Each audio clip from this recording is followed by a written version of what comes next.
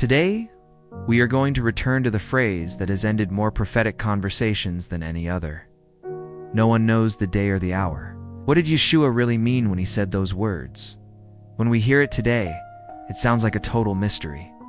Something unknowable, something we should never even study. But that was not how his original audience would have heard it at all. In Matthew chapter 24, verse 36, Yeshua says, "But concerning that day and hour, no one knows, not even the angels of heaven, nor the Son, but the Father only."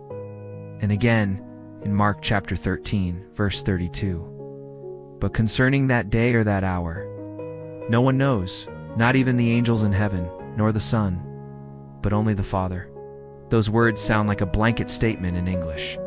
But in Hebrew culture, they triggered something very specific.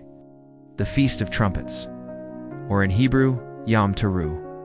It is the only appointed time that begins on the first sliver of the new moon, which can take 1 to 3 days to appear after the moon has gone completely dark. And the new moon could not be calculated precisely. It had to be sighted with human eyes, till 2 witnesses physically saw the first tiny sliver appear in the sky.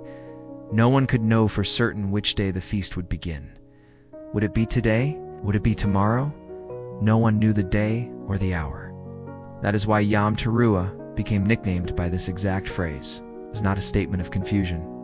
It was a reminder to be awake, watching, waiting for the moment, the day the shofar would blast. In Yeshua's day, when he said, "No one knows the day or the hour," he was not introducing mystery. He was pointing directly to a moed, an appointed time that everyone in his audience understood. He was speaking in Hebrew thought, speaking in covenant language, speaking to a bride expected to stay ready. Yom Teruah is the day of the awakening blast. It is the day tied to resurrection. It is the day Paul described when he said in 1 Thessalonians chapter 4, verse 16, "For the Master himself will descend from heaven with a cry of command, the voice of an archangel, and with the sound of the trumpet of God, and the dead in Messiah will rise first." This feast is not about guessing. It is about watching. It is about living ready. It is about staying awake for the trumpet call. So today we have uncovered that Yeshua's words were not cloaking his return in mystery.